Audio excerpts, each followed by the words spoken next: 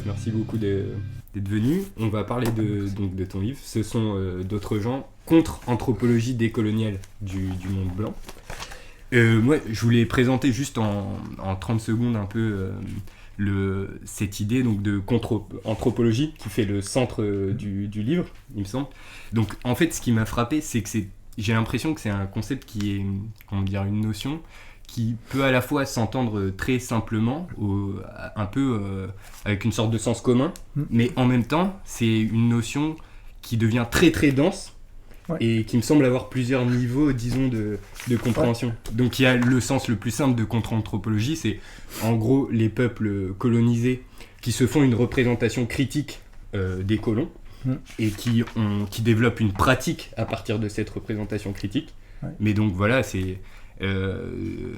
voilà, en un sens assez simple quoi. Mais après ça porte sur je pense deux autres niveaux, disons peut-être de discours. Il y a une sorte de contre-anthropologie cette fois-ci un peu livresque quoi, enfin carrément livresque même, mais qui est encore une contre-anthropologie indigène. Donc par exemple on a Eduardo Viveros de Castro, le philosophe camerounais Fabien Eboussi Boulaga, peut-être Laboutansi dont on parlait à l'instant, il s'inclut là-dedans aussi. Et puis enfin il y a aussi une contre-anthropologie cette fois-ci on va dire peut-être euro-occidentale, mais qui a un soutien quoi, de ces deux premiers types de contre-anthropologie.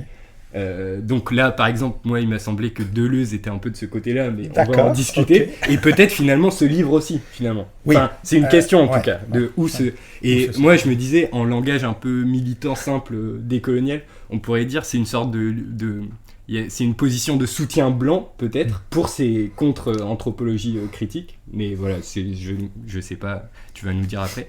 Et du coup, juste en fait, au fil de cette contre-anthropologie, en gros, c'est aussi plein de niveaux de la culture euro-occidentale en fait qui sont férocement critiqués, et aussi en fait de manière très drôle, enfin ça on va en parler aussi je pense. Mais du coup, ça porte aussi bien un peu sur la quotidienneté, on va dire, tous les aspects de la vie quotidienne et tout, mais aussi le capitalisme, le patriarcat, bon, bien sûr le colonialisme, le racisme, et aussi, en fait, la philosophie.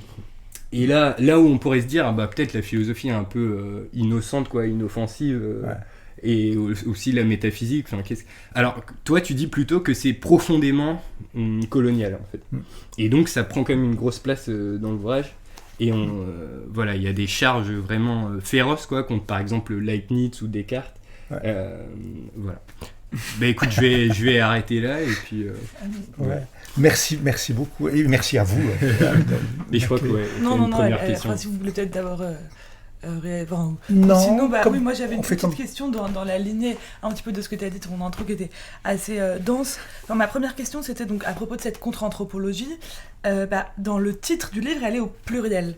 Contre-anthropologie au pluriel décoloniale du monde blanc. Et donc peut-être juste pour commencer, est-ce que tu peux nous expliquer un peu ce titre, pourquoi ce pluriel? Est-ce qu'il y aurait une pluralité de la contre-anthropologie qui s'opposerait à une unité opposée Est-ce que je peux juste rajouter un petit élément de précision? C'est contre-anthropologie au pluriel, du monde blanc au singulier, donc unité du monde blanc, multiplicité des contre-anthropologies, et spontanément, anthropologie, c'est un discours, anthropologos, quoi, et comment ça peut s'opposer à un monde. Et donc voilà, j'aimerais bien savoir si ça parle. Bon, non mais le pluriel, tu as raison, en fait, pourquoi pluriel? Je passe par Eboussi Boulaga, c'est-à-dire... Je vais dire peut-être rapidement qui c'est. Fabien Eboussi Boulaga, qui est un philosophe camerounais qui est décédé en 2018 et qui est une grande figure de la pensée africaine francophone. Dont je recommande absolument la lecture, à chaque fois je le fais. La crise du Muntu.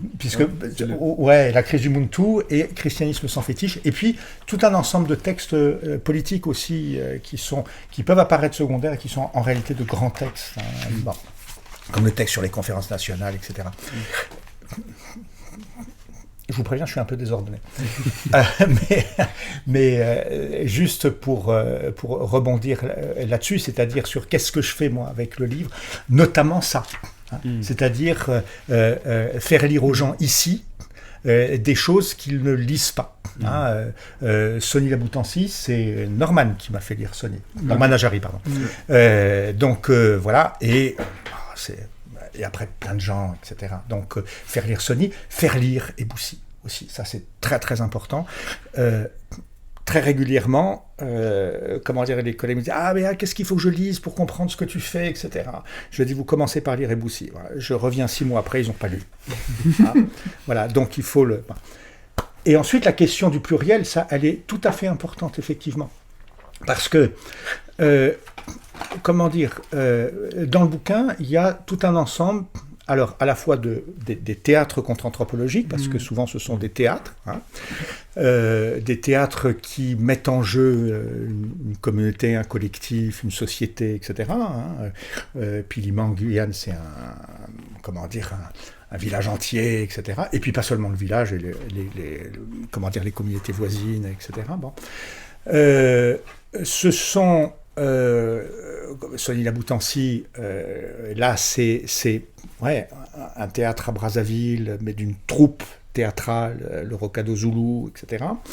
Il y a d'autres exemples que les gens connaissent, le culte des Aoukas, le film de Rouge, mais il faut s'interroger sur le statut épistémologique et politique du film de Rouge, mais en tout cas, voilà, le culte des Aoukas. Comment il appelle ça les maîtres fous, pardon. Donc, ce que je veux dire, c'est qu'à chaque fois, ce sont des segments de monde. C'est-à-dire, on ne peut pas unifier sous un concept, en quelque sorte, toutes ces contre-anthropologies. C'est-à-dire, à chaque fois, ce sont des théâtres situés. Et quand ce sont des discours, des productions théoriques comme Eboussi, ou des productions entre guillemets littéraires comme Sony, je veux dire, c'est toujours éminemment situé. Hors caméra, tout à l'heure, je racontais une anecdote sur une citation de Sony sur Descartes que j'avais lue dans un colloque et qui avait choqué les gens, où ils se demandaient si Descartes, s'il avait eu un talent militaire égal à celui de Napoléon Bonaparte, aurait suivi l'exemple d'Adolf Hitler. Et que ça avait énormément choqué. Et il y avait là une prof spécialiste d'histoire de la philosophie classique du XVIIe siècle qui me dit « Moi, je connais le vrai Descartes, ça m'est égal, etc. Mais qui est-ce qui pense ça? Est-ce qu'il y a beaucoup de monde qui pense ça, etc. » Et j'avais répondu « Tout Brazzaville. » Voilà. Donc là, c'est une manière de répondre à ta question, c'est-à-dire que à chaque fois, c'est éminemment situé, c'est des segments de monde, et c'est le même monde, le monde blanc. Pourquoi ? Parce que, ce monde-là, il fait système. C'est-à-dire, c'est la manière dont, dans des segments de monde, il y a une appréhension et une mise en jeu de la totalité du système monde. C'est-à-dire du colonialisme, dans la mesure précisément où le colonialisme, c'est le même qui se présente partout. Et qui, d'une certaine manière, se présente sur un mode, on peut dire déjà un petit peu par avance, sur un mode très très spécifique, qui est, d'imposer un modèle anthropologique fermé en quelque sorte. Je ne sais pas comment dire, enfin, je veux dire, qui se présente comme un étranger ou une étrangèreté en quelque sorte non autochtonisable, ou qui refuse l'autochtonisation, ou bien comme une autochtonie en quelque sorte absolue, qui refuse précisément, d'être métissé ou associé à un étranger. Voilà. Donc c'est le même, voilà, mais à chaque fois des segments de monde. Je ne sais pas si ça répond. Oui. C'est-à-dire qu'en fait, le livre, il pourrait, se déployer encore sur des centaines et des centaines de pages, en explorant, d'autres théâtres, d'autres contre-anthropologies. Enfin, je veux dire, voilà. Peut-être tu pourrais donner un exemple de dispositif contre-anthropologique pour que tu vois quelqu'un qui n'est pas encore lu le livre puisse représenter un peu comment ça fonctionne. Oui. C'est toujours, je sais jamais lequel choisir parce que je finis toujours par choisir le même, sauf si vous avez envie d'un. Moi, c'est celui du cargo. Celui qui m'a c'est les différentes modalités du culte du cargo, du premier mélanésien à d'autres. Mais comme vous voulez, en fait, juste du moment qu'on comprend c'est quoi ces théâtres et pourquoi c'est des théâtres et pas des rites. Alors, je vais par rapport aux présentations habituelles, je vais changer un peu. Je vais prendre le culte Ngol. Qui est analysé notamment par Joseph Tonda, puisque en fait une des caractéristiques aussi du livre, du point de vue de, je sais pas comment dire, de l'épistémologie du livre, c'est de ne faire en quelque sorte que être une sorte de passeur en quelque sorte, je veux dire d'analyses qui sont des analyses qui ne sont pas faites par des auteurs blancs, mais je veux dire par des anthropologues, des sociologues, des auteurs, des littérateurs, des écrivains, enfin je veux dire non blancs. Vous allez me dire ouais mais il y a Eduardo Viveros de Castro là-dedans, etc. Ok, bon, je ne sais pas s'il est blanc. C'est autre chose. On va dire, déjà, au moins, on va dire qu'il est brésilien. Parce qu'ici, en France, on pense qu'il est français. Parce qu'il a eu, à un moment donné, un détachement au CNRS, ici. Mais ce n'est pas parce qu'un Brésilien vient au CNRS qu'il devient français. Il y a aussi les anthropologues anarchistes, Scott voilà. et Graeber. Et puis les anarchistes. C'est ce que je disais, Pierre Clastre et David Graeber. Et James Scott. Mais on reviendra peut-être dessus parce que j'ai des questions. Mais donc, le culte Ngol, c'est un culte qui, une pratique, un théâtre contre-anthropologique qui prend forme 44-46, qui est encore performé dans les années 80. Gabon, Congo. Et c'est une manière de performer l'arrivée du général de Gaulle. Donc il est introduit par Pétain, etc. Il y a donc toute une ritualisation de l'arrivée. Je vais le décrire un peu plus précisément, mais ce qui est très très intéressant, et déjà c'est une caractéristique de l'épistémologie de ces contre-anthropologies, c'est que l'arrivée de l'étranger, c'est constitutif précisément de la prise du pouvoir ou de la formation du pouvoir politique ou de l'État, en quelque sorte, on va dire, extramoderne, si je me réfère aux analyses de Salins dans le livre qu'il a fait avec Graeber sur les rois, des royaumes étrangers, etc. Un étranger arrive et il va être intronisé par l'autorité autochtone qui, elle, est en rapport ou en lien avec les puissances de la Terre. Et c'est, cette espèce de métissage actif, cette espèce de symbiose, en quelque sorte, de l'étranger et de l'autochtone qui va instituer le royaume étranger. De telle sorte que le roi aura bien une autorité sur les personnes, mais pas sur la terre. Et il ne sera pas propriétaire de la terre. Les propriétaires de la terre, les vrais propriétaires de la terre, ce sont les puissances de la terre, etc. Donc c'est une manière en fait de construire une entité politique dans une ontologie animiste, si je dis les choses comme ça très très très très rapidement. Donc le culte Ngol, en fait, il joue ça, il rejoue ça. D'accord ? C'est-à-dire que il y a un étranger qui se pointe, d'accord, qui revendique le pouvoir politique, le général de Gaulle, et donc on va essayer de se le rendre intelligible dans les catégories précisément de la constitution en fait, du pouvoir politique sur le fond d'une ontologie animiste. Et ça foire. J'ai une toute petite question peut-être pour les personnes. Est-ce que tu pourrais juste expliquer ce que c'est qu'une ontologie ? Une petite question. Oui, c'est ça. Non, mais c'est. Non, je vais pas expliquer ce que c'est qu'une ontologie, mais bon, c'est un gros mot en fait pour dire rapidement des choses très simples. Ontologie animiste, ça veut dire précisément que tous les êtres, toutes les choses sont des personnes. Voilà. Et ça s'oppose à l'ontologie naturaliste. Et donc, oui, voilà. Et bon, la définition qu'en donne Salins, par exemple, dans son dernier ouvrage posthume, à travers le concept d'immanentisme, c'est ça, c'est-à-dire qu'il y a indissociabilité de, j'ai encore employé des gros mots, mais comment faire de la métaphysicalité et de la physicalité.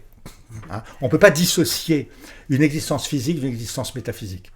D'accord ? Bon. Et le naturalisme, pour dire vite, précisément, c'est cette dissociation hein, qui fait qu'on met de côté le physique et le métaphysique. Après, on peut construire. Malcolm Ferdinand en parlait beaucoup en fait la semaine dernière. Ouais. Donc c'est intéressant. Je voulais aussi en parler dans l'intro. En fait, il y a plein de choses qui sont proches, en fait, je pense, dans Go 2. Les effets sont absolument colossaux parce que si toutes les choses, tous les êtres sont des personnes, hein, ça c'est une chose que je dis très très rapidement comme ça, on ne peut même pas envisager la possibilité de la construction d'une relation raciste à quoi que ce soit, à qui que ce soit. Ça c'est tout à fait fondamental, dans la mesure où le racisme c'est l'objectification, c'est la chosification précisément de l'autre. Hein. C'est-à-dire le fait que... Et ça ne se présente pas. Il ne peut pas y avoir d'altérité qui soit une chose. C'est-à-dire qui soit, exploitable, manipulable, soumise simplement de manière instrumentale comme chose. Bien meuble, etc. Enfin, je veux dire, hein, c'est... Voilà. Donc ça, c'est vraiment pourquoi, j'insiste là-dessus, parce que ça, c'est des questions qui sont des questions très très brûlantes, hein, où on fait de la question animisme-naturalisme une sorte de débat d'idées, pour des chercheurs universitaires, etc. Bon, et non, je vais dire les enjeux, c'est des enjeux existentiels absolument fondamentaux. C'est-à-dire une ontologie animiste, c'est une ontologie qui interdit précisément qu'on construise un monde clivé entre des sujets et des objets. Des sujets qui ont la parole et qui parlent, d'autres qui n'ont pas la parole, etc. Des sujets qui sont en quelque sorte des entités personnelles, hein, et d'autres qui ne le sont pas, etc. etc. Hein. Me vient en tête quantité de choses sur la manière, par exemple, dont chez Kant, le racisme se construit à partir d'un modèle transcendantal d'humanité qui est dénié précisément aux Noirs et aux Indiens, etc. Bon. Donc, voilà, c'est ça une ontologie animiste. Voilà. Est-ce que ça te va si on revient sur le Ngol. Je peux dire un tout petit extrait, oui. Et après peut-être t'enchaîneras avec la question où tu pourrais le commenter, mais juste tu vois, à la fin du passage sur le culte Ngol, oui. je lis oui. Juste... la danse de Gaulle, une anthropologie africaine de la blanchité qui connaît le blanc au point de pouvoir décrire par une dramaturgie réglée la manière dont celui-ci s'extrait lui-même du mouvement de racialisation qu'il opère pour s'instituer comme humanité supérieure au-dessus, au-delà de la communauté des hommes. C'est ça, ouais, tout à fait. Je décris un tout petit peu quand même comment ça se passe concrètement, carrément. Parce que forcément, après, quand j'écris, parce que j'écris, je vais dire, ça se conceptualise dans l'écriture. Hein, donc mais très concrètement, c'est ça, c'est-à-dire on construit un bataillon. C'est-à-dire que déjà, on détermine un espace qui est un espace en quelque sorte... où l'autochtonie est suspendue en quelque sorte, hein, c'est-à-dire où le rapport à la terre est suspendu. Hein, c'est-à-dire un espace qui est un non-lieu, qui est l'espace du camp. Hein, de tous les camps. Hein, le camp militaire, le camp de rétention, etc. Donc on détermine cet espace-là, on le construit concrètement, hein, ils appellent ça le bataillon, et c'est dans cet espace-là que l'étranger blanc arrive, hein, avec sa prétention précisément au pouvoir politique, hein, donc il vient de loin, et il est, comme dans la logique des royaumes étrangers, il est un guerrier violent, hein, qui a rompu avec, l'ordre, clanique, lignagé, etc., de la terre, etc. Hein, donc, et c'est à ce titre que, il peut prétendre. Bon. Donc c'est vraiment très important, c'est-à-dire qu'on joue, est-ce que ce mec-là peut être notre roi ? Hein, il arrive là, et le processus de chromatisation, déchromatisation, etc. Déchromatisation, rechromatisation, hein, met en scène la manière dont son arrivée et son positionnement va précipiter précisément, d'une certaine manière, la distinction raciale, hein, comment dire, la chromatisation du blanc et du noir. Hein, bon. Je ne suis pas... donc, ce qu'il va faire, c'est que le culte lui-même, c'est l'institution d'une danse. Et donc, c'est le secrétaire du général de Gaulle qui va lire un texte qui est une réglementation écrite, hein, d'une danse qui est une danse de contact et qui va impliquer, et c'est par là que passe la racialisation, qui va impliquer en quelque sorte que une prise de possession des corps, prise de possession hygiénique des corps, c'est-à-dire les cheveux lisses, les ongles taillés, lavés, etc. Et donc va instituer une danse de contact sous la forme précisément d'un contact qui n'est pas un contact, puisque les corps, en quelque sorte, sont abstraits de leur qualité, en quelque sorte, corporelle, d'odeur, de sueur, de présence, etc. Et donc, c'est une manière de performer, de se rendre intelligible, le contact qui n'est pas contact. C'est-à-dire que cet étranger qui arrive, ce qu'il institue, c'est un contact non-contact. Hein. C'est-à-dire qu'il arrive comme étranger, mais il ne veut pas être autochtonisé. Hein. Et il ne peut pas être autochtonisé, et donc il ne peut pas prendre le pouvoir politique, parce que précisément, il refuse le contact, c'est-à-dire, on va dire les choses comme ça, c'est-à-dire le mariage avec la fille autochtone, si je le dis de manière un peu imagée. Et l'institution de la danse de contact, c'est très très étonnant, parce que nous, quand on lit ça, on dit « Ah bah oui, une danse de contact, etc. C'est comme ça qu'on danse, je veux dire, dans le monde blanc, etc. Hein. » Mais c'est très intéressant qu'il y ait des conditions hygiéniques de la danse de contact, hein, à l'envers, tu disais que tu avais commencé de lire Sony, Laboutancier, etc. Le recueil de textes critiques de Sony que je cite souvent, c'est encre, sueur, salive, sang, etc. C'est-à-dire, c'est ça. Et quand Sony dit, effectivement, c'est quoi la liberté ? La liberté, c'est la liberté de refiler la vérole. C'est-à-dire que c'est ça, en fait, hein, la contamination. Hein. Donc, ce qu'institue ce théâtre de Gaulle, c'est un monde sans contamination. C'est-à-dire un monde où les corps sont, en quelque sorte, abstraits, purement physicalisés, sans métaphysicalité, parce que la métaphysicalité, c'est l'odeur, c'est la salive, c'est la sueur. C'est-à-dire la métaphysicalité, c'est pas, en quelque sorte, une dimension spirituelle abstraite.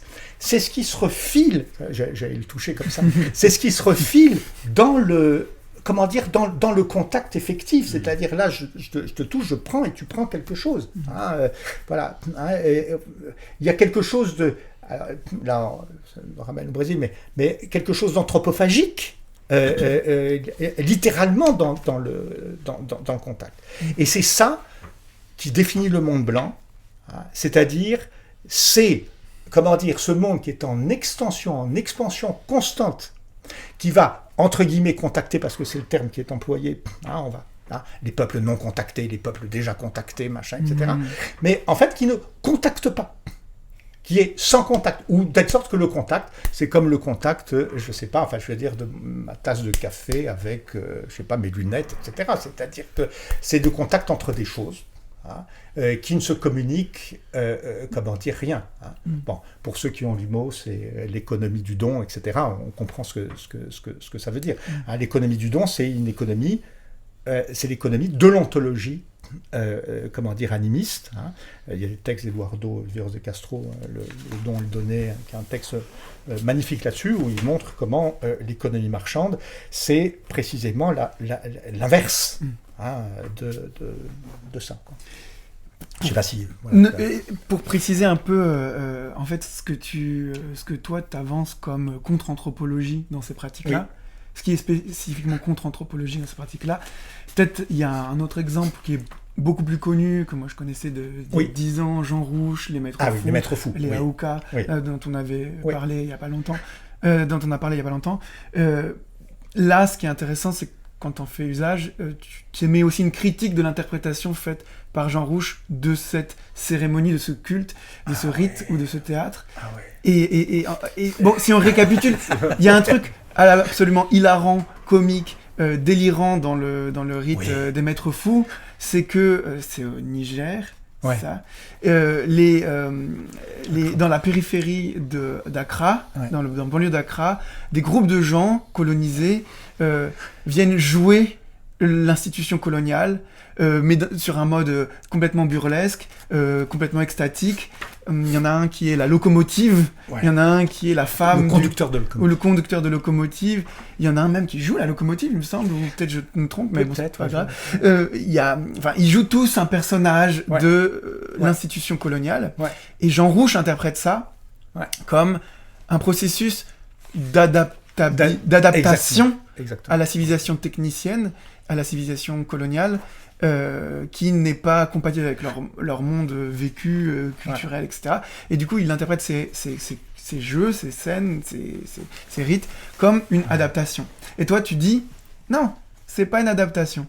C'est une critique, c'est une manière de faire de l'anthropologie. On fait de l'anthropologie, nous, en Occident, généralement, en écrivant des gros livres. Et ben, avec les Maîtres Aouka, on fait de l'anthropologie en faisant un théâtre. On comprend l'autre dans son altérité, en le mettant en scène. Et donc, est-ce que tu peux développer cet aspect-là de la contre-anthropologie, c'est-à-dire comment on fait de l'anthropologie quand c'est une contre-anthropologie, on va dire indigène ou autochtone du monde blanc. Non, les Maîtres Fous, c'est bien parce que beaucoup de gens connaissent, et puis il y a comment dire, cette espèce de mythologie de la caméra en transe, etc. Enfin, je veux dire, qui est repris. Enfin bon, bref. Non, Rouch, c'est même abominable la fin. Parce qu'il dit, il faudrait qu'on prenne exemple dans nos sociétés pour souffrir moins. Comment dire, de l'aliénation. Hein. Donc, il pense que après, quand il voit les types au boulot, en train de travailler aux travaux dans la rue, etc., que ils sont apaisés, ils sont souriants, que ça leur a fait du bien, que c'est une espèce de manière d'exorciser. En fait, non, ils sont souriants et tout simplement parce qu'ils se sont bien marrés. Parce que ils ont en quelque sorte performé et mis en œuvre un théâtre de la guérison, hein, parce que c'est vraiment ça, un théâtre de la guérison. La guérison de quoi? De la surpuissance précisément du monde blanc. Bon. Donc si on revient au Maître Fou, parce que il y a évidemment l'absorption de psychotropes, ils sont là, ils titubent, ils bavent, il y a une espèce de transe, etc. Et on pense que effectivement c'est un modèle en quelque sorte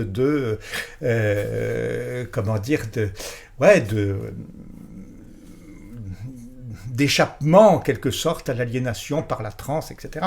Non, c'est tout simplement qu'ils sont possédés par les dieux de la ville et de la technique, hein, par les Blancs.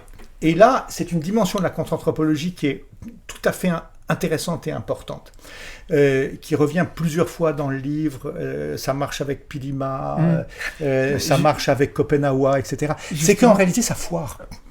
C'est-à-dire, on ne peut pas être possédé. Ce sont de mauvais dieux. C'est pas qu'ils sont maléfiques, c'est qu'ils sont pauvres. C'est qu'ils sont minables, d'une certaine manière. Donc, qu'est-ce qui va se passer, hein?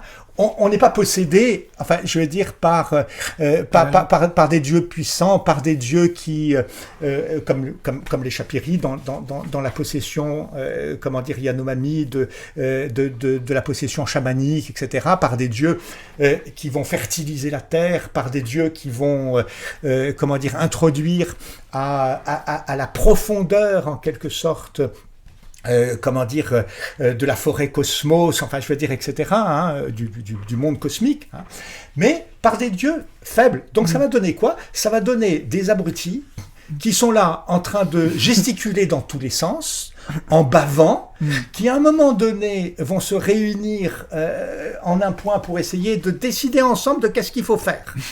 Hein, et ça, c'est une espèce de parodie, effectivement, du pouvoir politique blanc, hein, et de ce que, parce que c'est toujours la même chose. Ils arrivent de l'étranger pour revendiquer le pouvoir politique. Mais en fait, ils sont nuls de ce point de vue-là. Et il y a des passages aussi sur Mobutu, à partir de ce que Sonny raconte sur Mobutu, etc. Et la manière dont Mobutu performe, d'une certaine manière, plus ou moins volontairement, cette espèce d'impuissance, de chaos, de stupidité, en quelque sorte, du pouvoir postcolonial blanc. Hein? Et est-ce que je peux lire un passage qui à la fois donne la thèse, enfin cette idée, et en même temps est drôle parce que c'est pas exactement les Maîtres Aouka, mais c'est Pilima, oui. Pilima Macron. Oui. Alors ça commence par la contre-anthropologie indigène, dont l'objet est autrement plus sérieux que la première, puisqu'il en va de la vie, est comique, et même par bien des aspects hilarante. Le rire qu'elle déclenche exprime sa force émancipatrice et politique. C'est là la différence avec Jean Rouge qui voit une adaptation thérapeutique. Et toi, tu dis, mais en fait, ce qui marche là-dedans, c'est d'éclater de rire. Ce qui fait que c'est un peu carnavalesque. Oui. Et ça me fait penser qu'il y a aussi des traditions carnavalesques que notre ami Paco Mtielman, qu'on avait invité une fois, essaye de réactiver aussi à travers plein de traditions. Bon, bref. Mais et du coup, tu écris qu'on s'imagine Pilima descendant à Maripasoula, impressionnant, très élégant, parlant avec un accent nasal. Moi arrivé. Aujourd'hui, moi descends à Maripasoula. Un peu de visite à Maripasoula. Je vais peut-être vous dire prendre un petit peu de bain. Ensuite, je prendrai la route. Et l'on aura une image exacte de la manière dont un autochtone guyanais aura vu et entendu parler Emmanuel Macron, possédé par l'esprit, le Joko des Blancs, le maître des avions, en octobre 2017 à Maripasoula, en visite pour vendre aux Guyanais avec le projet de la méga mine industrielle Montagne d'Or, le travail salarié, la scolarisation, la croissance, le développement et l'innovation, c'est-à-dire le culte de Tenkowa. Tenkowa est le nom que ces colonisateurs pacificateurs blancs de l'Amazonie appellent la culture, la civilisation, le développement. En fait, ce que je trouve assez intéressant, c'est que tu fais passer un truc qui pourrait être la civilisation, on est obligé de s'y adapter de manière thérapeutique, il y a quelque chose d'explosif dans le rire qui désactive et désamorce les effets de cette civilisation sur les corps, sur les contacts, justement, etc. Oui. Non, la dimension comique, elle est vraiment fondamentale, c'est-à-dire qu'elle n'est pas secondaire au sens où c'est un effet, c'est-à-dire que le théâtre contre-anthropologique, c'est aussi la construction d'un comique. Hein, c'est pas que une fois qu'on a construit ce machin, on s'aperçoit que c'est ridicule et on se marre. Hein, c'est que on construit aussi une épistémologie du comique, c'est-à-dire à partir du moment où on éclate de rire, c'est qu'on a compris. Hein, donc ça c'est vraiment important, fondamental, et ça se retrouve en permanence. Je cite aussi les travaux d'Oyara Bonilla, dont il faut parler, qui a travaillé sur certaines contre-anthropologies, notamment, Pau-Mari, qui mettent en jeu la question du patriarcat, le blanc qui arrive, c'est une espèce de marionnette avec un sexe en érection qui fait un mètre et qui essaye de séduire les jeunes filles en leur apportant quoi ? Des jouets cassés, des restes, d'objets de consommation, etc., des trucs absolument sans intérêt, etc. Et la marionnette se fait casser la gueule par les filles dans un espèce de déchaînement, comique, enfin, voilà. Bon. Donc ça, c'est vraiment important, et ça revient souvent, c'est-à-dire que le modèle anthropologique, parce que il faut dire ça, quand même, la contre-anthropologie, c'est aussi une anthropologie, hein, c'est-à-dire que c'est une connaissance, c'est un savoir du modèle anthropologique blanc. Hein, bon. Je ne sais pas si on va aller jusque-là, si on aura le temps d'aller jusque-là, mais moi, je dirais c'est une métaphysique de la métaphysique des Blancs. Donc c'est vraiment, il faut l'entendre. Sur le rapport à la philosophie, qu'est-ce qu'on fait de la philosophie après, etc. Ça c'est autre chose, parce que les philosophes occidentaux, ils n'ont pas arrêté de faire une métaphysique de leur métaphysique. La monadologie, c'est une métaphysique de la métaphysique. Schelling, Heidegger, Leibniz, etc. C'est des métaphysiques de la métaphysique. Bon, ça c'en est une autre, mais justement, c'est pas une métaphysique occidentale que les Blancs font d'eux-mêmes. Bon. Donc, ça veut dire quoi là? J'ai perdu le fil.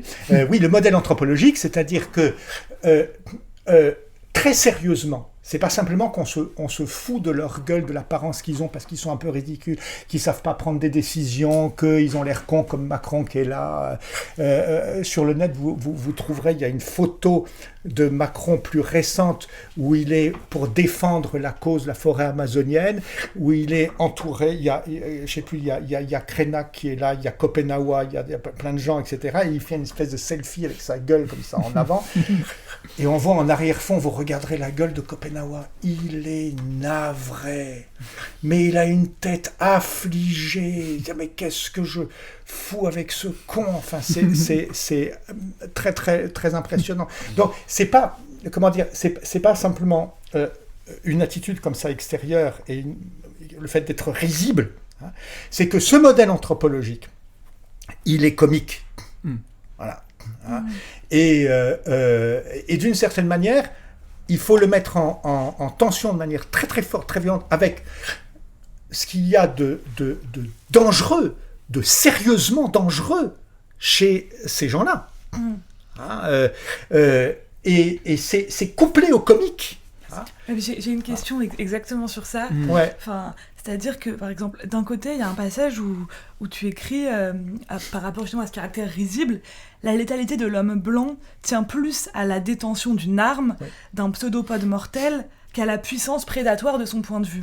Oui. Mais d'un autre côté, un peu plus tard, citant Boulouga, tu évoques un réel danger de la métaphysique et de l'ontologie européenne, les dangers de l'ontologie européenne, qui s'achèvent en ethnocide, en destruction planétaire des dieux, de la terre et des hommes, qui a partie liée avec la violence et la mort, et même avec le meurtre. Source et origine de tous les colonialismes, la philosophie européenne n'est pas seulement une métaphore complice plus ou moins auxiliaire du colonialisme, mais bien le secret de sa force. Alors comment est-ce qu'on peut lier ensemble ces deux points de vue? D'un côté, ce caractère finalement assez risible de cette anthropologie qui en dernière instance n'est pas létale, parce qu'il est létal, ce sont les armes, mais en même temps son réel danger. Enfin, qu'est-ce qui est dangereux? Pourquoi la métaphysique est dangereuse? Alors ça, je te remercie parce que, comment dire, Eboussi Boulaga, on commence par la crise du Muntu. C'est un livre, c'est par une ancienne étudiante qui avait été l'étudiante d'Eboussi, qui disait la crise du Muntu, les Blancs ils se démerderont avec. Comme ça, l'air de dire je vais pas leur expliquer et puis de toute manière c'est pas pour eux, etc. Et en même temps ils vont le lire et puis voilà. Donc tout ça pour dire que il faut le lire au moins 5 fois, 6 fois avant de commencer à comprendre ce qui se passe. Bon. Et donc moi ça a mis du temps, forcément parce que je veux dire. Comme vous aurez remarqué, je vais dire, je suis professeur d'université, machin, etc. Donc j'ai fait tout le parcours que j'espère vous n'allez pas faire. Enfin, pas le même en tout cas. Hein, mais, enfin, je vais dire pas le même. Hein. Je dis pas non, je vais dire, j'espère qu'il y aura une autre université que la mienne. Voilà. Mais il y a des indices quand même que ça peut se faire. Mais bon. Donc peut-être vous direz plus vite, vous aussi que moi. Mais il y a cette phrase, l'ontologie est meurtre. Et ça, c'est une phrase ahurissante, parce que Eboussi, a une écriture au scalpel, très très précise, qui ne s'embarrasse pas, enfin je veux dire, Quand il dit ontologie, il veut dire qu'elle soit matérialiste, qu'elle soit idéaliste, qu'elle soit transcendantale, je ne sais pas, phénoménologique, tout ce que vous voulez, tout ce que, effectivement, le savoir blanc invente pour introduire quelque chose comme une espèce de variation interne, en quelque sorte, à sa perspective, ou si vous voulez, à son point de vue. Popularité. Voilà. Bon. Et puis créer des débats. Ah non, c'est transcendantal, ou c'est réaliste, c'est idéaliste, etc., matérialiste, etc. Non. Donc quand il dit ontologie et meurtre, il veut dire tout ça. C'est-à-dire tous ces discours sur l'être, quelle que soit précisément, enfin je veux dire, la forme que ces discours peuvent prendre à l'intérieur d'un débat. C'est la même perspective, c'est-à-dire c'est la même métaphysique. Et c'est ce noyau métaphysique, ou si vous voulez ce noyau ontologique, je ne sais pas comment dire ça, que les contre-anthropologies, et c'est là l'importance, pas du livre, mais de ce que, de ce que moi j'ai appris à travers ces lectures, à travers ces rencontres, à travers ces discussions, parce qu'il faut aussi dire ça, c'est qu'il y a beaucoup de conversations. Je dis ça souvent, je dis c'est un livre avec des gens dedans, avec des vrais gens. Voilà. Bon. Même si parfois ils sont morts, enfin je veux dire, mais Sony pour moi c'est une rencontre, enfin c'est vivant, bon, bref. Et donc, toutes ces contre-anthropologies, elles sont un savoir de ce noyau ontologique. C'est-à-dire de ce que comprend Eboussi quand il dit « l'ontologie est meurtre ». D'accord ? Ça me fait penser à une chose comme ça, pas dérivée, mais le film sur la chute du ciel, qui s'appelle « La chute du ciel », de Gabriela d'Acunha et Éric Rochat, je ne sais pas si vous avez vu, qui est en train de sortir, il va sortir en France, merde, je ne sais plus, elle me l'a dit, mais bon, en janvier, je crois, enfin bon, bientôt, mais on a pu le voir, etc. Bon. La communauté de Kopenawa les Yanomami, là, sont, au moment où le film est tourné, sont agressés par des gens qui viennent exploiter la forêt, chercher du minerai, etc. Et donc il y a un moment qui est un moment de colère très très fort. Et il y a une sorte de danse de guerre, enfin, qui est filmée. Et à un moment donné, je ne sais pas où est la caméra, mais si c'est celle-là, il y en a partout. Voilà. Et il y a un des chamans danseurs qui montre la caméra comme ça et qui dit là. Partout où vous êtes, donc il veut dire vous les Blancs, parce que la caméra, c'est l'œil des Blancs, c'est l'ocularité des Blancs, c'est-à-dire c'est la perspective des Blancs, c'est-à-dire c'est la métaphysique des Blancs, c'est-à-dire c'est par là qu'ils voient, ou si on le dit encore autrement dans les termes du perspectivisme amazonien, c'est leur tube digestif, c'est par là qu'ils mangent, et qu'ils mangent ce qu'ils mangent, et qu'ils voient ce qu'ils voient quand ils mangent ce qu'ils mangent, etc. Bon. Eh bien, vous, là-bas, partout où vous êtes, vous portez la marque de l'assassin. Bon. Donc la phrase d'Eboussi, c'est pas une phrase comme ça isolée pour, etc. C'est une phrase qui dit quelque chose d'absolument essentiel, que dit là, précisément encore, le geste contre-anthropologique dans le film de Gabriela et d'Éric, comment dire, sur la caméra des Blancs. Et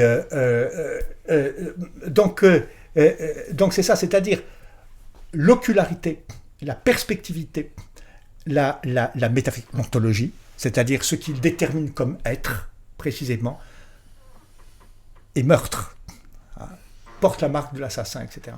Et donc, on revient sur ce que tu disais, c'est-à-dire sur le fait que, effectivement, il y a le comique de la surpuissance. Parce que c'est une surpuissance qui n'est pas une surpuissance, en quelque sorte, métaphysique. Ce n'est pas la surpuissance, je ne sais pas comment dire, d'une divinité ou d'un ordre, en quelque sorte, entre guillemets, théologique, avec laquelle il faudrait négocier, c'est-à-dire avec qui on peut négocier. Il faut faire attention. Je pense... comment dire, au récit qu'on m'a fait d'une une amie qui raconte qu'elle est allée se baigner et puis qu'elle a perdu comment dire, sa montre, et puis elle s'est dit après, merde, putain, c'est parce que j'ai pas fait ce qu'il fallait avec Yemanja, une amie brésilienne. Bon, Ok, donc voilà, ça c'est des... Mais là, il n'y a pas de... il n'y a pas de négociation, c'est-à-dire que le regard est meurtrier, directement meurtrier. Et donc, c'est ça qui est vraiment un point extrêmement important. Tout à l'heure, tu parlais d'innocence, etc. C'est-à-dire comment notre pratique théorique, intellectuelle et même critique, appuyée sur le laïcianisme,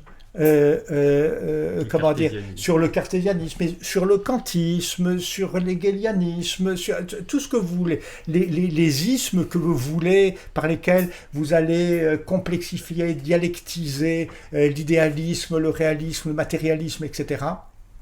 C'est la manière dont on entretient et dont on perpétue, en quelque sorte, la létalité de la perspective européenne blanche. Ça, c'est juste un mot pour dire ça, c'est-à-dire que pourquoi ? Parce que ce qui caractérise les perspectives, non européennes, c'est qu'elles sont, j'allais dire tout simplement perspectivistes, c'est-à-dire, on va le dire pour qu'on comprenne mieux, multiperspectivistes.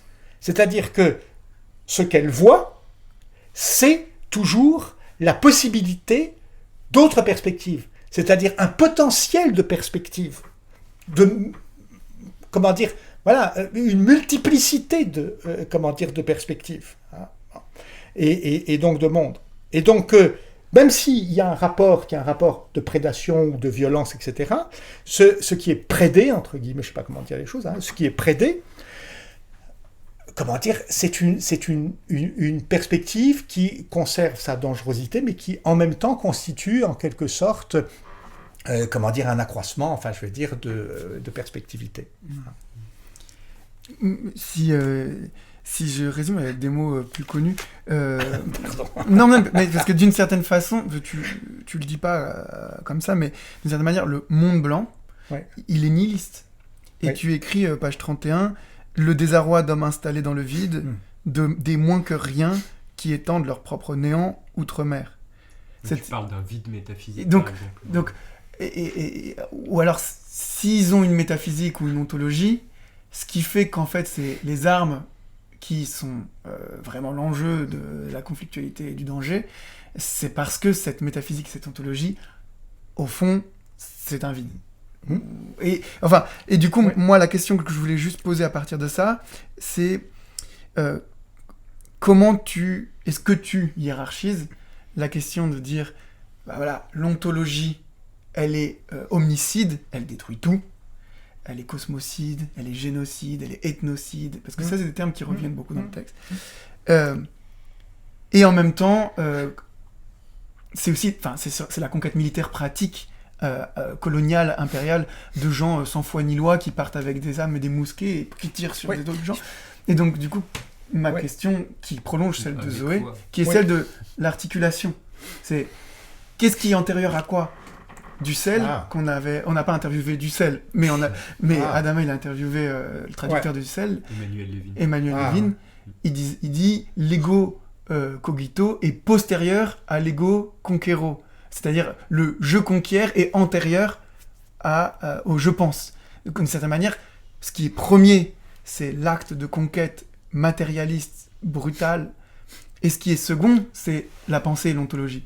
Et donc, la question, si tu veux prolonger. Moi, je voulais juste, mais peut-être finir, je voulais juste ajouter un tout petit truc. Comment toi, personnellement, tu articules ces deux niveaux ? La philosophie détruit, mais est-ce qu'elle détruit pas après avoir été après la prise d'armes, quoi. Et moi je voulais juste ajouter, si l'ontologie détruit, qu'est-ce qui justifie le fait malgré tout de continuer à parler d'ontologie pour parler et de métaphysique indigène, quoi. Ah oui. Waouh. Alors, non, c'est super votre question, parce que vous avez complètement raison. Là, il y a un enjeu. Bon, on va pas redoubler, etc. Mais en fait, on pose la question, du rapport entre des pratiques et des conditions matérielles et des représentations idéologiques. Donc, si je développais les choses, je dirais, ok, on n'est pas sorti de ce que j'appelle la perspectivité ou l'ocularité blanche. C'est-à-dire, on est encore en train de se poser la question matérialisme, idéalisme, etc. Donc on reconduit voilà. Je suis désolé, parce que c'est ce que ces contre-anthropologies permettent, c'est d'une certaine manière de dénoncer l'arrogance de nos réflexivités, comme si nous avions une réflexivité déjà suffisamment élaborée, suffisamment fine, etc. Bon. À travers une réflexivité qui est une réflexivité en quelque sorte décentrée et qui est beaucoup plus forte, c'est-à-dire la manière dont vous réfléchissez, votre réflexivité, c'est pas une réflexivité, c'est-à-dire c'est une manière que vous avez de ne pas savoir ce que vous faites. C'est-à-dire, c'est en fait une réflexivité ignorante ou productrice d'ignorance. Et ça, c'est absolument fondamental. C'est un des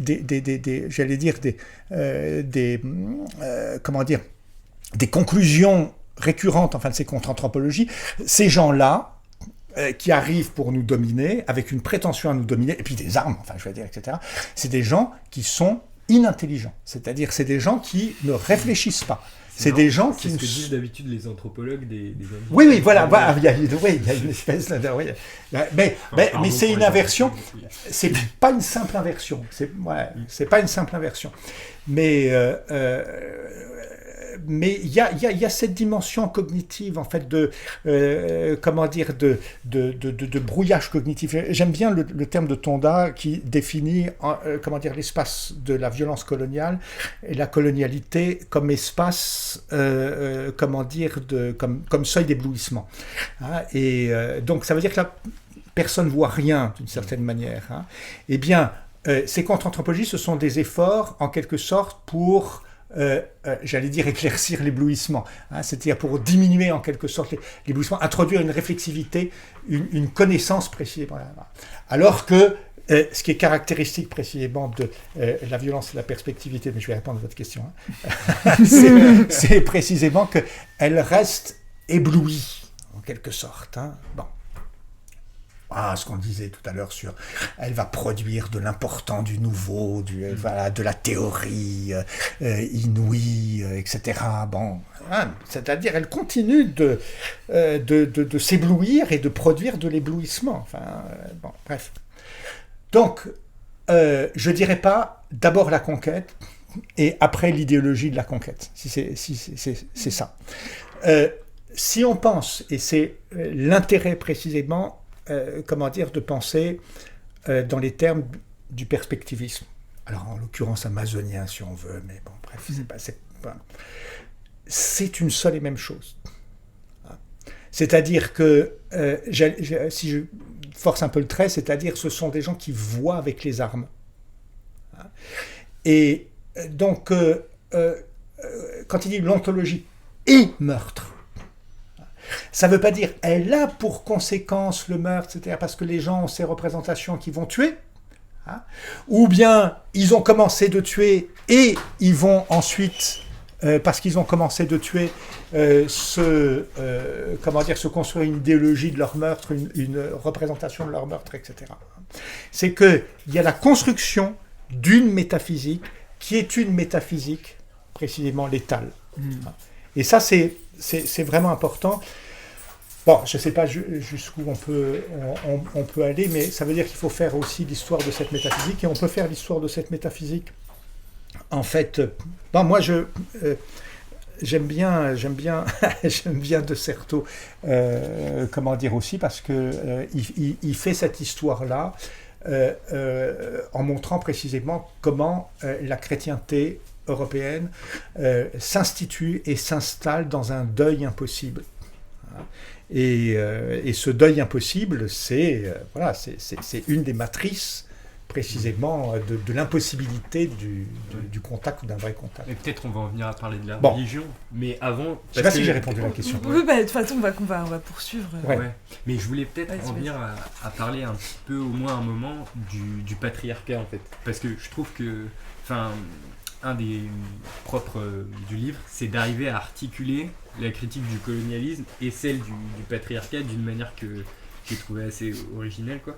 Et pour présenter ça, peut-être, en fait, il y a une notion que je trouve un peu déroutante dans le livre, enfin moi en tout cas ça m'a dérouté, c'est celle de ventre, le ventre clanique, tu vois. Ouais. Et donc je sais pas trop comment, enfin tu vas toi-même l'introduire, mais en gros c'est une manière de parler des rapports de parentalité dans les peuples colonisés non européens.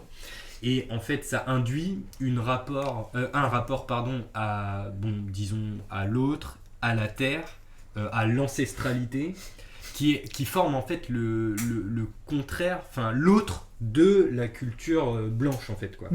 Je pense que ça joue un peu ce rôle-là. Ouais. Et tu cites un anthropologue plusieurs fois qui a l'air important pour penser ça, qui s'appelle Patrice Yengo. Oui.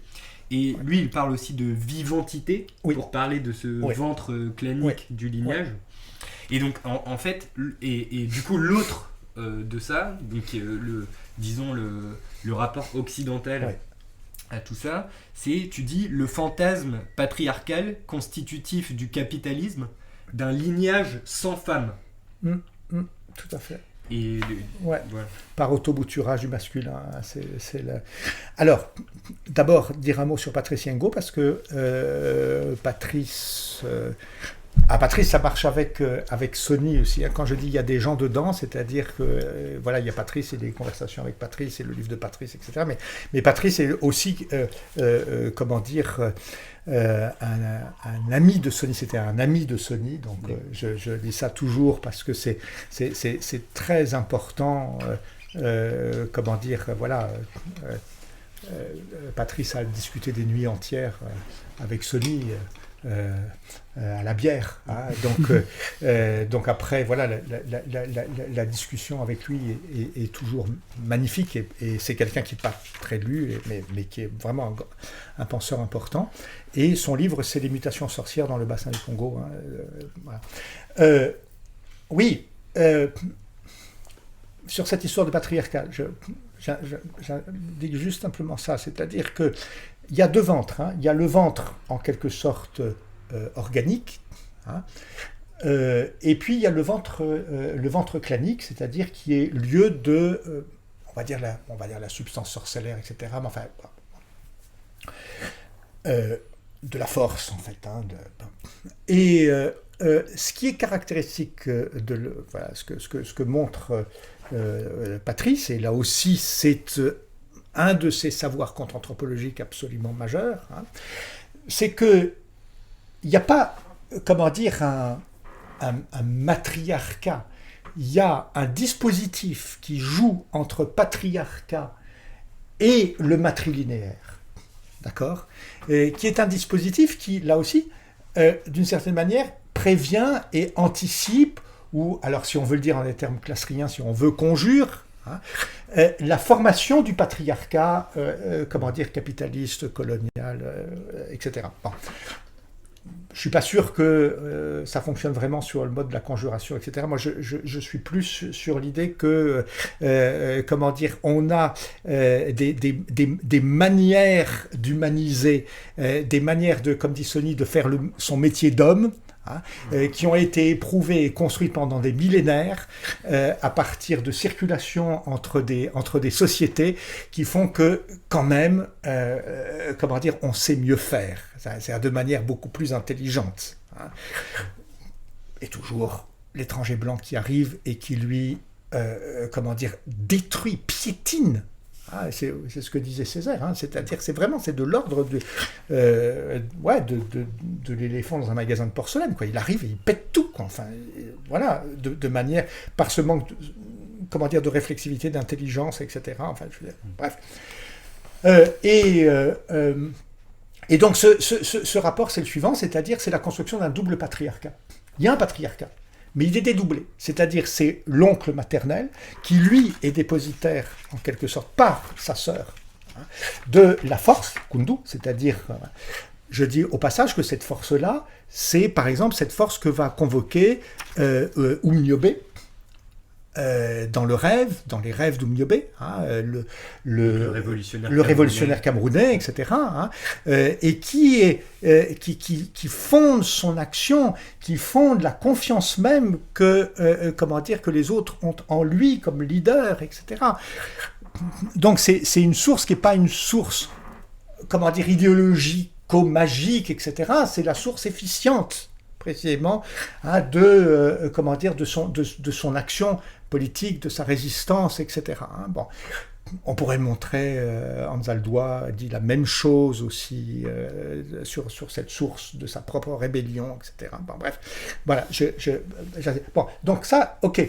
Et puis de l'autre côté, il y a l'autre patriarcat, c'est-à-dire le père géniteur. Mais alors, quand je dis le père géniteur, c'est la mère qui décide qui est géniteur. C'est pas forcément le géniteur au sens biologique du terme, c'est-à-dire c'est celui qu'elle a désigné et qui lui n'a aucun pouvoir. Il a comme seul pouvoir d'éduquer, en quelque sorte, l'enfant à faire avec la surpuissance métaphysique de l'oncle. D'accord ? Bon. Et on peut le virer si il s'arroge, etc. Donc il y a un dispositif, je fais vite, qui est de telle sorte que, finalement, personne n'a le pouvoir exclusif. Et au fond, peut-être même personne n'a le pouvoir. Ni la mère, ni l'oncle, ni le père. Et ce dispositif, en quelque sorte, de fragmentation, de répartition, précisément des pouvoirs, hein, ça peut être à la fois compris comme une espèce de distribution équilibrée, ou bien comme une manière, d'une certaine manière, de réaliser une situation qui est une situation où il n'y a pas de pouvoir. C'est-à-dire que, voilà, moi je vais un peu plus dans ce sens-là, à travers la lecture des travaux de Salins sur l'ontologie politique animiste, etc. C'est-à-dire que c'est la manière dont on maintient des sociétés égalitaires. Et une société égalitaire, c'est pas une société de pure horizontalité, pardon. C'est une société où il y a des constructions de pouvoir, hein, il y a des régimes de pouvoir, mais des régimes qui sont tels précisément que non pas que ça s'équilibre comme on veut équilibrer les pouvoirs dans l'ontologie politique européenne, mais qui sont tels précisément que ce qui va primer au bout du compte, c'est les puissances de la Terre. Hein. Voilà. Je ne sais pas si je réponds. Puisqu'on commence à aborder à la fois Marshall Salins et puis la question de la société égalitaire, j'ai l'impression qu'on se déplace un peu vers une anthropologie qui n'est plus l'anthropologie Vivero de Castro, mais l'anthropologie anarchiste. Et bon, c'est un peu une transition bidouille. Et alors, je vais formuler ma question comme ça. Il y a une distinction qu'on peut faire et qu'on a pu produire, par exemple, dans des textes comme ceux du Comité Invisible, entre la guerre des mondes, que toi, tu actives, hein, en parlant d'une guerre des ontologies, une guerre des mondes, qui est en gros les mondes autochtones contre le monde blanc, qui lui se défait du sol et apporte son néant partout où il va. Guerre des mondes, qui s'oppose à, et ça c'est quelque chose que tu actives à partir de Graeber, qui est une obsession de Graeber et qui est la conversation.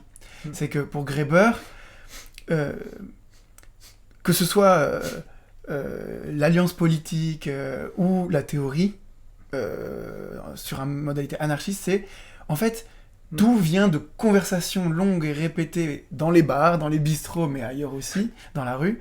Longues conversations qui en maturant font communiquer des idées et qui sont le vecteur, le lieu de passage par exemple, au siècle des Lumières en occidental, le lieu de passage par exemple de la critique indigène de l'État, du monde colonial, dans l'Occident blanc. C'est la conclusion du coup. Oui, c'est vers la fin, oui, exactement. Ça, c'est le crâne de Descartes. Et la conversation, ça fait qu'il n'y a pas seulement la guerre des mondes et l'antagonisme imperméable et de mondes hétérogènes incommunicables, mais il y a aussi la conversation permanente et la porosité et une forme de métissage, même si apparemment tu n'aimes pas totalement ce terme. Enfin, il y a d'autres types de métissage, j'aimerais bien que Donc, je résume ma question. Comment tu articules, d'un côté, le fait d'une guerre des mondes, qui est nihiliste, puisqu'elle est condamnée à la destruction de l'un des deux camps, et la conversation entre les mondes, qui est quand même le lieu où cette guerre s'affaisse, se dissout, s'évapore et devient menaçante. Et donc, pour résumer, comment on passe de l'un à l'autre chez toi, Ouais. et comment on les articule ces deux concepts. Voilà, bon, Ouais, j'ai oublié la fin de ma question. Non, mais mais c'est bien. Non, mais tu as raison. Non, encore merci pour cette question comme ça, très très précise, parce que en réalité, comment dire, j'abandonne pas la guerre des mondes pour la conversation. Non. Bon, je pense que, premièrement, ce qui est fondamental, c'est la guerre des mondes. Ça, c'est absolument premier par rapport à tout ce que j'ai dit, etc. Enfin, je veux dire, et puis, c'est le titre. Ce sont d'autres gens. Hein. En fait, c'est une formule c'est une expression récurrente de Schopenhauer. Hein, on l'a pas dit, à propos des Blancs. Et c'est sur le mode comme ça de l'étonnement, c'est une espèce de litanie, ça revient comme ça. Il dit, ce sont d'autres gens. Et ça veut dire, ils sont autres que les autres gens. C'est bien ce que... Ça, c'est vraiment ça. Titre, voilà. C'est-à-dire qu'ils sont de l'autre côté d'une ligne de partage ontologique. Pas par essentialisation, etc., mais parce que, c'est pour ça, quand on parlait de culte de Gaulle, on disait ça, c'est-à-dire la manière précisément dont le culte met en scène la manière dont l'humanité blanche ou le modèle anthropologique blanc s'auto-institue dans une espèce de distinction anthropologique absolue, qui fait que quand Schopenhauer dit « ce sont d'autres gens que les autres gens », c'est-à-dire que les autres, c'est les gens qui excèdent en quelque sorte notre économie de l'altérité, c'est pas lui qui construit ça, c'est précisément parce qu'il est en contact avec, une entité anthropologique qui se définit, qui s'auto-définit, et qui se réfléchit elle-même sur ce mode de distinction anthropologique exceptionnelle. Bon. Une séparation. Voilà. Et donc la séparation, elle est... Voilà. L'anthropologie de Viveros et Castro, elle est absolument essentielle. Ça, c'est parce que pour mettre fin au départ, je veux dire, à tout un ensemble de conneries, enfin, je veux dire, sur la ventriloquie, machin, etc. On a publié un article. Il s'agit quand même de comprendre juste une chose, c'est que la méthode de l'anthropologie de Viveros, c'est de produire du malentendu. De produire du malentendu pour faire précipiter précisément cette guerre des mondes. Et il dit même, il n'y a que deux possibilités. D'accord ? L'extramoderne et le moderne. Juste un mot, je ne sais pas si je continue encore un peu sur cette idée-là, parce que c'est assez intéressant, parce que là, en ce moment, je suis en train de travailler sur un philosophe nazi assez important, que vous connaissez, Haïd quelque chose, je ne sais plus là. Et donc... dans son cours d'introduction à la philosophie de 1928-1929, quand il arrive à l'université de Fribourg, il dit il y a deux Weltanschauungen. Weltanschauung, vision du monde. Ouais, vision du monde. Après, il va le reprendre dans le sens de perspective, en parlant lui de perspectivisme et en utilisant l'idée monadologique leibnizienne. Donc, au fond, il y a presque comme deux monade possible. C'est bon, bref. Monade, c'est... Ouais, c'est des unités... comment dire... on va dire deux unités psychiques, en quelque sorte, d'enveloppement de leur propre affect, représentation, etc. Bon, bref. C'est-à-dire, pas des manières de voir le même monde, mais comme deux mondes possibles, simplement. Ce que j'appelais une ocularité, une perspectivité, etc. Il n'y en a que deux, et la première, c'est l'animisme, ce qu'il appelle le mythique, et l'autre, c'est la philosophie. Donc, c'est quelque chose qui est inscrit profondément dans la métaphysique de la métaphysique, occidentale, et voilà. Bon. Donc, je maintiens guerre des mondes, c'est-à-dire il y a une incompatibilité, la guerre est là. Et il y a une exception du monde blanc, qui fait exception à des millénaires, alors à la fois spatialement et dans le temps, de réalisation humaine sur la planète. Ça, c'est bon. La conversation, c'est que forcément, et c'est ce que Graeber pointe, c'est-à-dire que dans l'expansion et par l'expansion, il y a des rencontres et il y a des mises en conversation. Hein. Je pense par exemple à Swedenborg, qui a la différence mais on va prendre cet exemple-là, Swedenborg-Kant, puisqu'il y a cette opposition. Kant, il est dans un port de la Baltique où il y a un commerce colonial baltique en lien avec l'Atlantique, etc. Bon. À sa table, il a des armateurs. Hein. Swedenborg, à Londres, il entre en conversation avec des Africains. Hein. Il pourrait Kant. Il ne le fait pas. Il est avec les armateurs. Comment dire, Swedenborg, il écrit un traité sur la supériorité des Africains. Ah, je ne sais pas si vous savez ça. J'ai appris ça il n'y a pas très longtemps. Et la supériorité, c'est la supériorité. Évidemment, il le prend du point de vue de l'évangélisation, mais pas de l'évangélisation au sens où on va pouvoir les convertir plus facilement. Au sens, précisément, où l'animisme, l'ontologie animisme, si on le dit dans nos termes à nous, est en quelque sorte constitue, comment dire, une richesse et un potentiel métaphysique supérieur, du point de vue même du christianisme.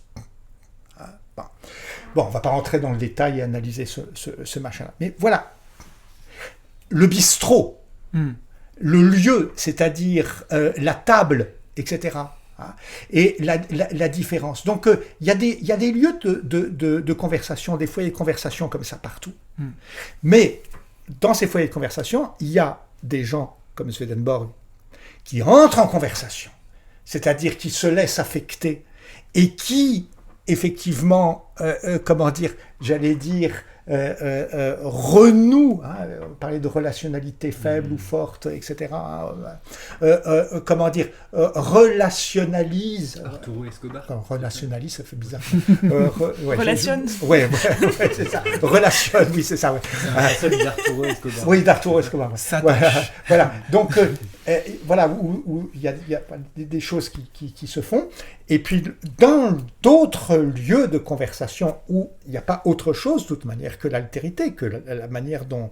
parce qu'on est sur le même seuil, en quelque sorte, qui est un seuil d'éblouissement, etc., et de contact colonial, et de violence, etc., où le travail, l'obsession, ça va être de reconduire la même perspectivité, la même ocularité, la même métaphysique. Ça s'appelle la critique de la raison pure.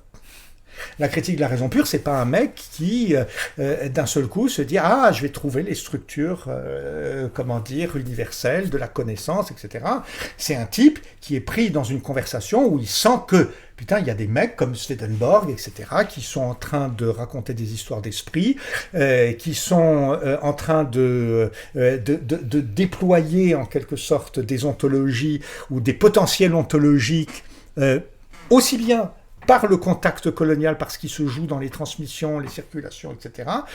Et il faut écrire le code. Il faut recodifier.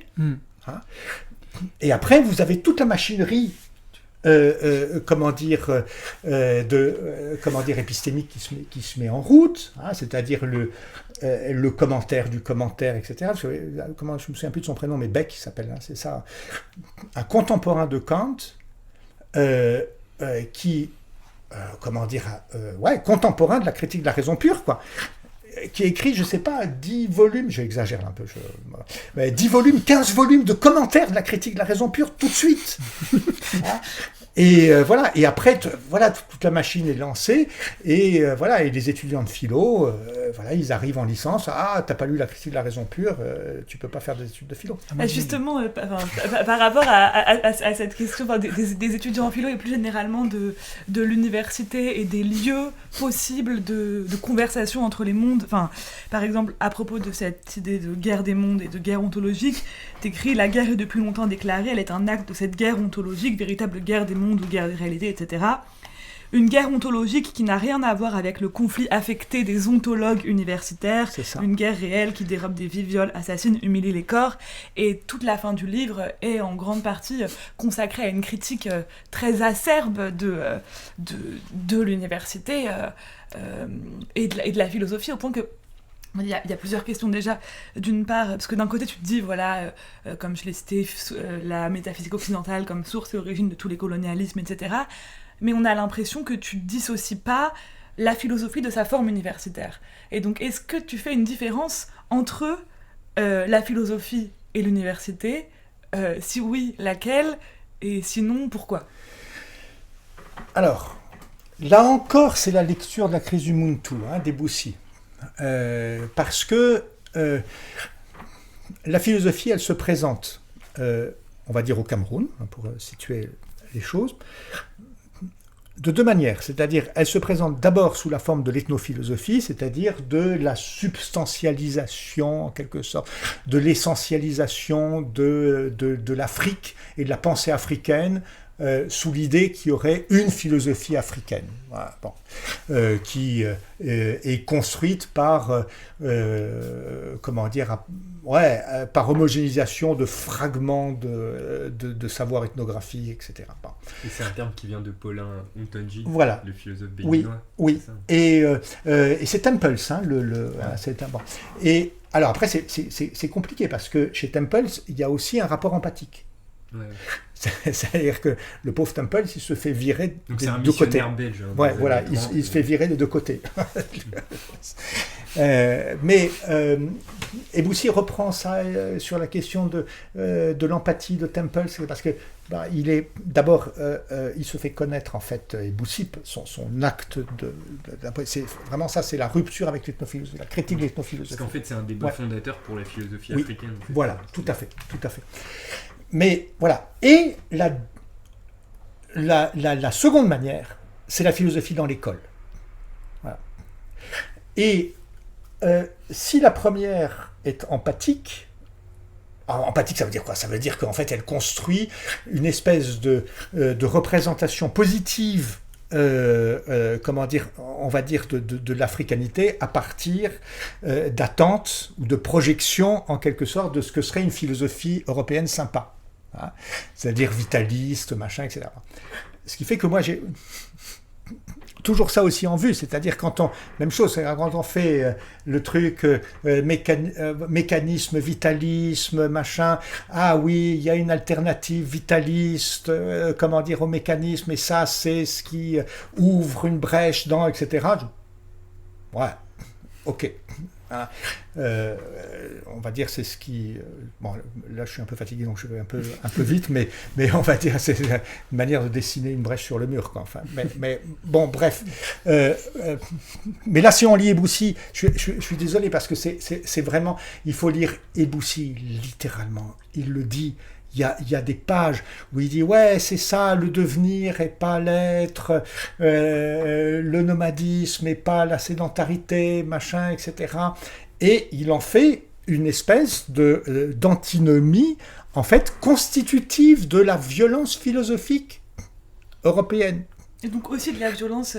Et de la violence effective, la violence coloniale. Donc elle arrive dans l'école, et la philosophie dans l'école, ça veut dire quoi ? Ça veut dire tout ce que vous savez par ailleurs, enfin tout ce que vous savez, c'est-à-dire tout ce que vous savez de vos parents, tout ce que vous savez de vos ancêtres, l'ancestralisation, on a parlé tout à l'heure d'ancestralisation, l'ancestralité c'est du futur, c'est pas du passé, c'est pas du mort, hein, c'est du présent actif, et du présent actif comme futur potentiel. Hein, Escobar parle de futuralité. Hein, c'est de la futuralité, en fait. Hein, donc, la tradition est de la futuralité, etc. Aussi, hein. Bon, j'insiste pas sur ce point-là, mais donc ça veut dire que tout ce que vous savez, c'est-à-dire la futuralité, hein, tout ce que vous tenez de vos ancêtres, c'est-à-dire précisément la capacité de commencer, hein, toujours. Et donc d'humaniser à partir précisément d'un commencement, d'être soi-même des commençants, en fait. Hein. Eh bien, tout cela ne vaut rien. Voilà. Et à cette place-là, la première chose qu'il faut faire, c'est apprendre à lire dans les livres des Blancs, c'est-à-dire c'est là qu'on va vous apprendre comment on commence. Hein. Et qu'est-ce qu'on peut penser ? Quelles sont les structures précisément, du savoir légitime, etc. Quelles sont les structures du débat, hein, on va constituer la pensée sous une forme antinomique, etc., etc., etc. Bon. Donc là, c'est la violence épistémique maximale. Parce que Eboussi parle de suicide. C'est une incitation au sens littéral du terme au suicide. C'est-à-dire que on parlait de cosmocide, ethnocide, etc.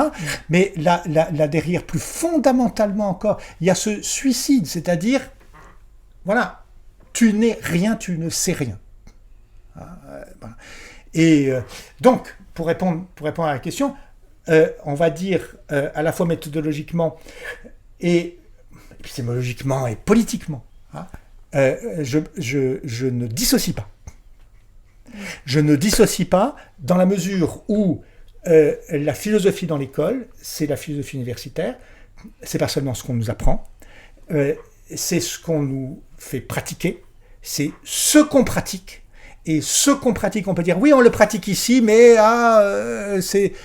non, on le pratique dans l'espace colonial. Et l'espace colonial, c'est pas le Cameroun, et la France, c'est pas un espace colonial, parce que c'est l'espace du colonisateur. Non, c'est l'espace colonial. C'est le même espace. Donc, quand on le pratique ici, on le pratique là-bas. C'est ça, fondamentalement. Donc, comment dire, cette pratique-là, quand on pratique cette pratique-là, on est des agents de cette violence épistémique. D'ailleurs, on le sait très bien, en fait, en réalité. Comment on arrête de l'être alors ? Ah. Du coup, j'embraye sur ça. Oui. Attends, parce que attends, juste la question est magnifique parce que ça, on me la pose souvent. C'est-à-dire, comment on arrête ? On arrête ? Et là, on est Ok, mais alors, parce que moi j'ai la question par contre de la pratique politique, de la praxis. Ouais. Que faire un peu. Oui. Ouais. Tu vois, au sens, un peu, ce serait quoi pour toi, et est-ce que ça se dégage du livre, c'est quoi la pratique politique décoloniale ? Non, tu vois, attends, je veux juste développer un peu la question. Tu vois, il me semble que dans le livre, il y a quelques exemples de perspectives pratiques. Par exemple, il y a les conférences nationales telles que les décrit Eboussi Boulaga. Ouais. Donc c'est dans les années 90 dans Bénin, Congo, Togo, Niger. C'est un mouvement souvent auquel on se réfère comme un mouvement de démocratisation. Mais en fait, on se rend compte que ça n'a pas fonctionné. Il y a un autre exemple à la fin du premier chapitre. C'est le chapitre sur la Guyane, sur le projet Montagne d'Or en Guyane, qui est une sorte de désastre horrible, écocidaire. Et du coup, à la fin, tu prends l'exemple d'un militant Félix Kalina, qui s'appelle Ludovic Piat. Oui, Ludovic. Puis tu dis, en fait, lui, il répond en donnant une perspective pratique, quoi. Un peu. Il dit, par exemple, je lis un court passage, il dit, c'est un fait que les modernes de la République française auront beaucoup de mal à admettre. Nous n'avons pas le même corps, c'est-à-dire le même fond de sensations et de rapport à la terre, selon que nous vivons sur les rives du Maroni ou sur les bords de la Seine. Et tu dis, cette différence, Ludovic Piat l'offre toutefois en partage comme une solution possible à la catastrophe. Tu vois ? En lieu et place de Montagne d'Or, ce projet horrible, ce qu'il propose à la France, c'est de transformer la Guyane en un vaste laboratoire d'expérimentation agronomique et médicinale pour une nouvelle agriculture mondiale fondée sur les savoirs botaniques millénaires des Amérindiens, alliés au savoir créole. Et donc, moi, je comprends cette perspective, mais tu vois, je me dis, en fait, les puissances qui portent Montagne d'Or, en fait, peuvent nous détruire en un claquement de doigts, quoi. Et donc, comment on fait face à ça ? Alors, en fait, j'imagine bien que tu dis pas, en fait, au peuple d'Amazonie ce qu'ils doivent faire politiquement. Non, parce que c'est Ludovic mais qui par le exemple, dit, nous, c'est pas... je sais bien, mais par exemple, nous, ici, tu vois, et en tant qu'universitaire... C'est ça, ok, donc ça ramène... Oui, parce que là, ça ne veut pas dire que, le livre, il délivre des solutions. Hein. Simplement, là, juste, dans ce contexte, et le premier chapitre est sur la Guyane, sur Montagne d'Or, ce projet qui a été arrêté, au final, mais qui est plutôt en suspension, parce que de toute manière, c'est une violence suspendue, en fait, constamment. Comment dire, voilà, les acteurs, comment dire, de cette histoire, bon, font des propositions. Il y en a d'autres depuis l'écriture du livre, très très intéressantes sur la question de l'éducation, etc. Bref, mais voilà, c'est pas moi qui vais. Et j'allais dire, sur cette question-là, moi, j'ai rien à dire. Enfin, tu vois, je veux dire, parce que c'est pas moi. Par contre, oui, j'ai quelque chose à dire sur qu'est-ce qu'on fait ici et sur l'université. Okay. Donc, pour faire une réponse quand même à Zoé un peu plus sur comment on fait pour arrêter. Bon, moi, je pense, souvent, j'ai dit ça, c'est-à-dire que, comment dire, qu'on soit des historiens. Alors, si notre domaine, c'est la philosophie, qu'on soit des historiens de la philosophie. Et d'une certaine manière, quand on me dit, comment dire, que là, je sors en quelque sorte, de mon champ, que je trahis ma fonction, etc., je me sens très très honoré, je veux dire, qu'on me traite de traître. Voilà. Ou des fois de déserteur, etc. Mais en fait, j'ai pas l'impression que je déserte véritablement ou que je trahis. C'est plutôt exactement l'inverse. C'est-à-dire, j'ai l'impression que, il y a une invitation à faire son vrai travail d'historien de la philosophie. Et faire son travail d'historien de la philosophie, ça veut dire se poser la question, effectivement, de qu'est-ce que c'est que cet objet-là, d'intégrer, à l'histoire qu'on peut en faire, ses conditions matérielles, ses conditions historiques, un savoir de son projet anthropologique, donc de cette manière ses conditions anthropologiques, se poser la question effectivement de son efficience, se poser la question de sa fétichisation, parce que c'est un fétiche absolument puissant. On n'a pas parlé de ça, mais dans le livre qui court, il y a toute cette réflexion sur l'écriture à partir de Schopenhauer et sur l'énigmaticité précisément du texte, etc. Juste, je dis ça parce que, je veux dire, on sait très bien, depuis le début, c'est-à-dire on vous donne un texte à commenter, et on vous dégager l'intérêt philosophique du texte. Ça veut dire quoi, dégager l'intérêt philosophique? C'est-à-dire que dégager l'intérêt, c'est-à-dire construisez la puissance fétiche, d'accord? Mais l'intérêt philosophique du texte, en même temps, si vous faites une analyse littérale, historique, je reviens toujours sur ce que je travaille là sur Heidegger. Moi, en ce moment, je suis en train de lire Heidegger avec Chapoutot et avec Ingrao, avec les historiens de la culture et des intellectuels nazis. C'est ahurissant. C'est-à-dire, en travaillant sur un cours d'Heidegger en 1936, je suis là, presque en position anthropologique, dans la salle, pour écouter et voir ce qui se fait. Je veux dire que les textes que citent les deux historiens du nazisme là, sont absolument ahurissants. C'est l'étudiant qui est là, il est à la messe nazie. Enfin, il n'y a aucun doute, je veux dire, là-dessus. Mais normalement, Chapoutot, il considère... Je sais que Chapoutot considère qu'Heidegger n'est pas nazi. Je le sais, c'est pour ça que je fais exprès de le dire. Mais bref. Mais si, quand même. mais quand même. Bon, bref, je ne vais pas donner des éléments du cours, mais quand il dit que la philosophie n'est elle-même qu'à condition de vaincre son ennemi mythique et asiatique, et qu'il dit ça dans le cours à propos de l'interprétation de Schelling, pour dire mais Schelling n'est pas un métaphysicien chrétien, c'est-à-dire asiatique, mythique, machin, etc. Je veux dire, qu'est-ce qu'il fait? Les gens qui sont dans la salle, ils entendent quoi? Et il n'est pas obligé de le dire. Tu vois, enfin, le SD, le service de surveillance, etc., n'attend même pas ça. C'est pas du tout ce qu'il cherche. Bref, les analyses d'Ingrao sur le SD sont absolument magnifiques. On part sur complètement autre chose. Mais je veux dire, voilà, c'est-à-dire, soyons des vrais historiens.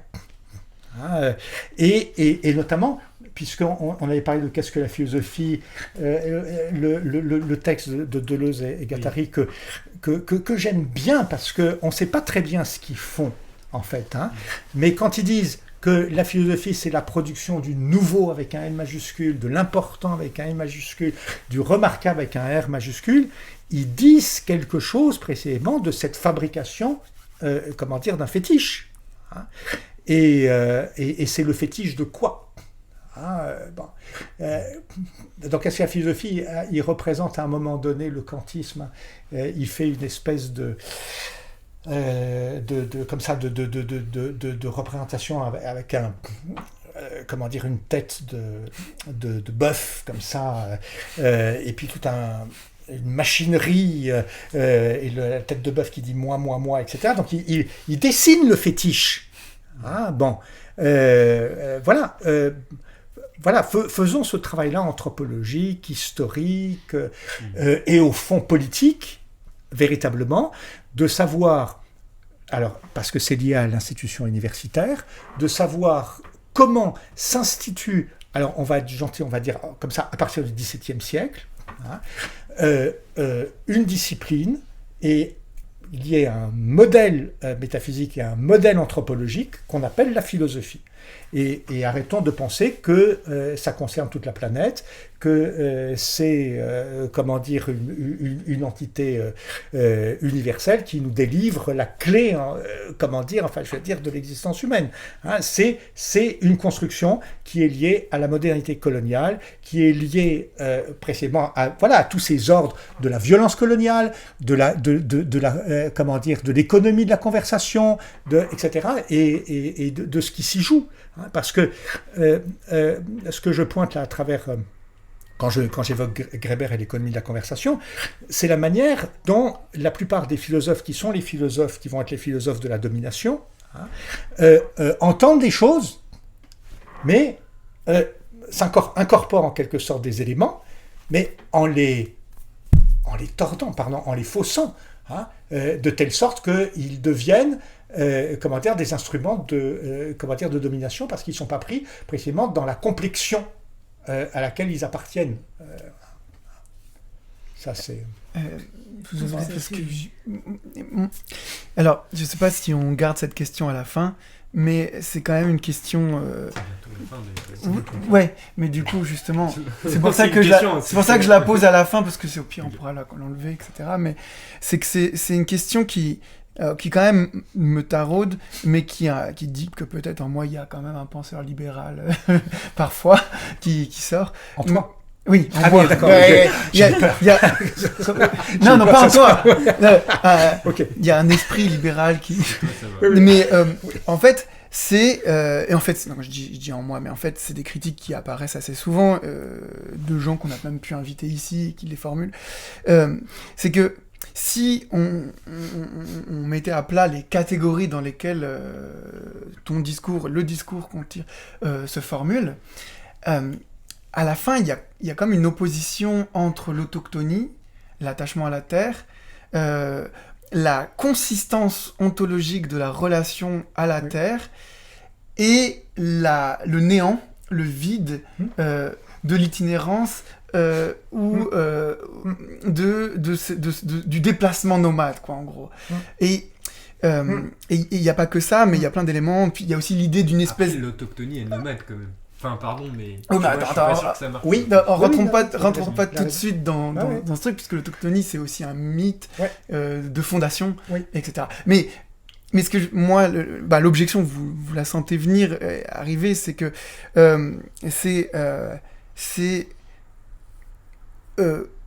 est-ce qu'il n'y a pas un élément réactionnaire dans cet usage des concepts ? Ou plutôt, parce que c'est pas ma vraie question. Ma vraie question, c'est pas est-ce que vous êtes réactionnaire, parce que à 100% non.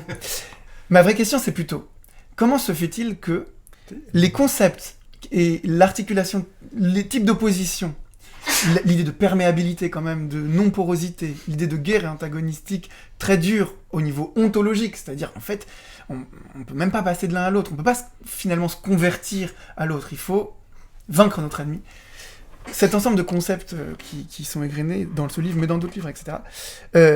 Comment expliquer qu'à un moment donné du temps, c'était les concepts de la réaction, par exemple de la révolution conservatrice allemande, par exemple des textes qu'on peut trouver chez Spengler, qu'on peut trouver chez Schmitt, qu'on peut trouver y compris parfois chez Heidegger, et qui étaient au service de quoi ?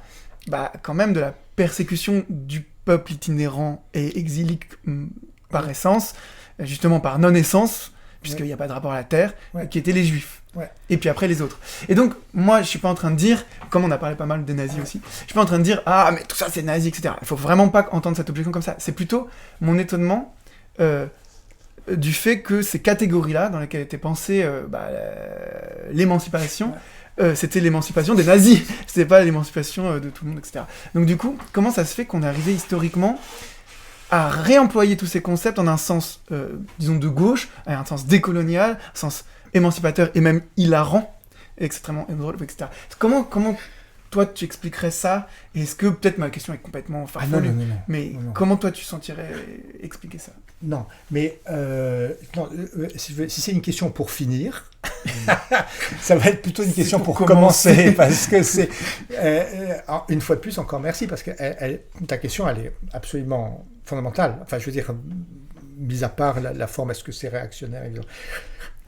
C'est plutôt la question, ce qui est intéressant, c'est la question, comment on a pu, détourner ce sens-là.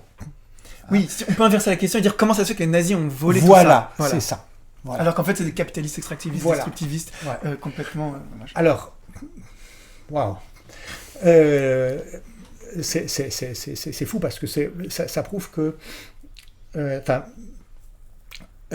ça fait déjà un certain temps que je travaille sur ce séminaire de 1936 de Heidegger. Donc, d'une certaine manière, tu me permets de comprendre pourquoi il est vraiment important et urgent de... Bon, d'abord, juste une chose, c'est-à-dire que la construction du judaïsme ou du juif comme nomade sans terre. Tiens, en venant dans le train, je lisais Ingrao et je ne sais plus qui, une citation d'un des intellectuels SS, etc. Les Juifs n'ont pas de terre. D'accord ? Bon. Donc, qui construit effectivement l'idée qu'il y a une vraie autochtonie, c'est l'autochtonie nordiciste, germanique, la germanité, etc. Et que le Juif est, le sans-terre. Et je le formule comme ça, c'est-à-dire la autochtone.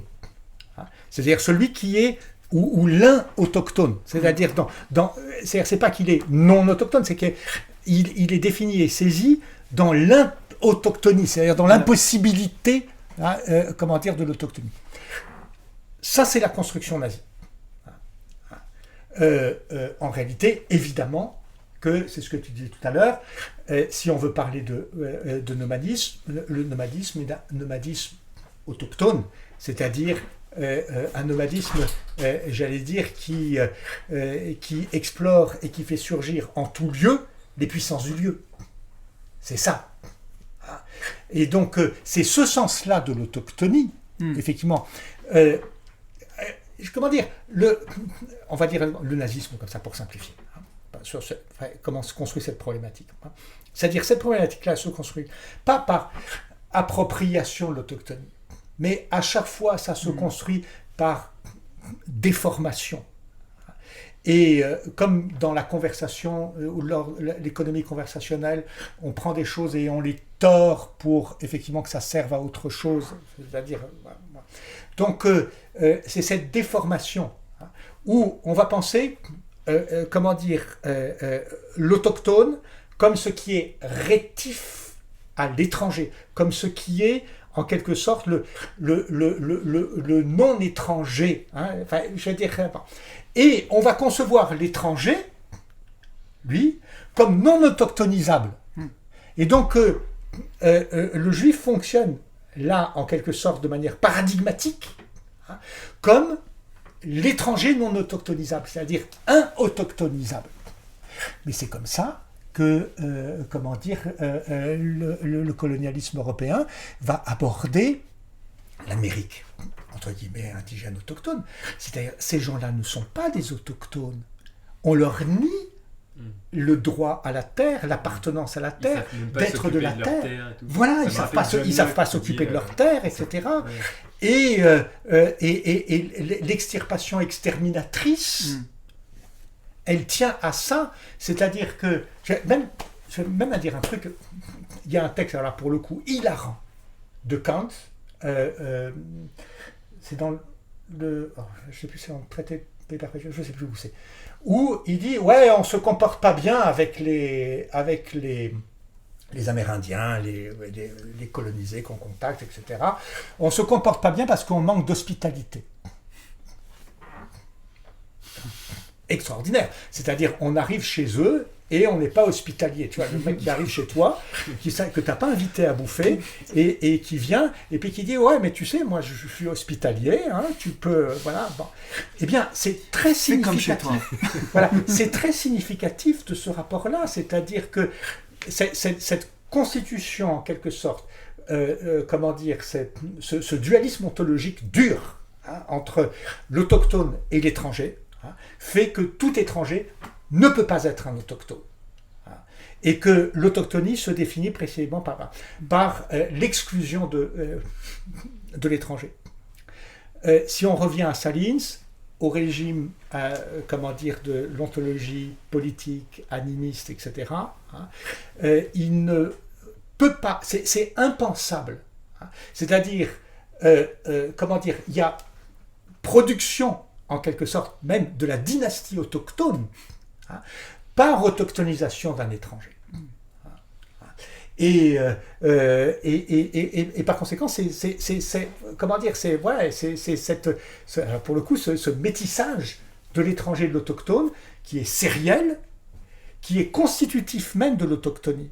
Donc c'est une fois de plus, comme tout à l'heure avec le double patriarcat dans l'économie matrilinéaire, c'est-à-dire c'est une manière en quelque sorte de casser, de briser en fait des économies, j'allais dire des économies souples et relationnelles, hein, en créant des constitutions, des formations antinomiques, absolues, où on est autochtone, où on est étranger. C'est absurde. Je termine juste sur ce point-là. Si tu regardes...